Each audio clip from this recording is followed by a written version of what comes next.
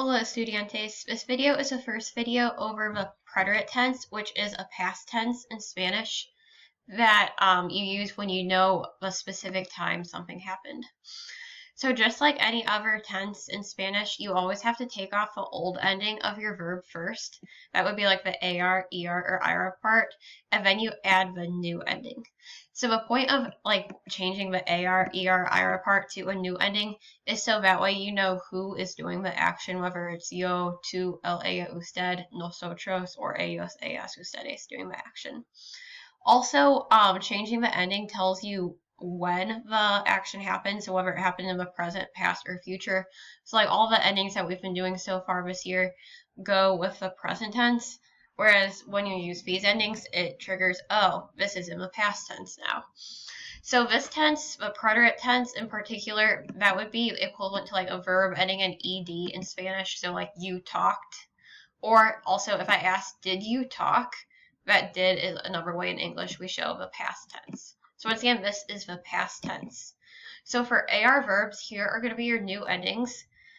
So yo verbs will end in a, tú haste, él, ella, usted, o, nosotros habemos, vosotros, which you do not have to know, hastes, ellos, ellas, ustedes, aron.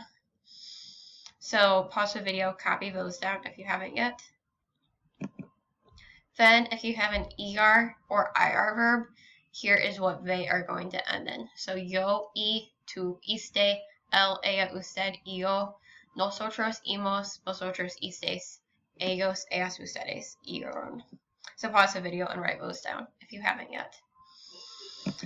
Note that the nosotros endings, amos and imos, are the same ones as the present tense. That's not a mistake. You just have to use the context of the situation to know which tense is being discussed.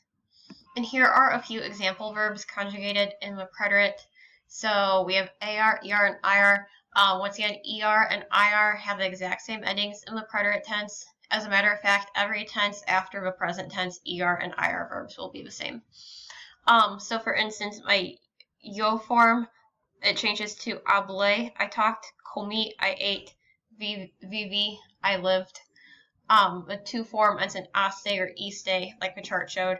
The he, she form, and then also usted form, which is always the same, ends in o or io. Nosotros still ends in amos/imos, which is just like present. Vosotros ends in hastes, istes. They form, y'all ends in aron, earon. Well, I hope this video helps you learn the endings. Really practicing will help you learn these endings too. Adios.